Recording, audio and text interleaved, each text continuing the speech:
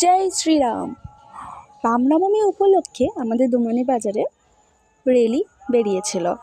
তো এটা প্রত্যেক বছর আমাদের র্যালিটা বেরোয়। তো এবছর আমাদের র্যালিতে এত ভিড় হয়েছিল, মানে আমি দেখে অবাক। প্রচণ্ড ভিড় হয়েছিলো, সবাই এসেছিলো। সবাই মানে সনাতন ধর্মটাকে যে এখনও বজায় রেখেছে এটা দেখে ভীষণ খুশি হয়েছি। আর আমাদের এখানে প্রত্যেক বছর রামনবমীর যেদিন হয় সেদিন র্যালিটা বেরোয় না, একটা নির্দিষ্ট ডেট করা হয়, 2 দিন পর কি 3 দিন পর, সেই দিনে আমাদের এই র্যালিটা বেরোয়।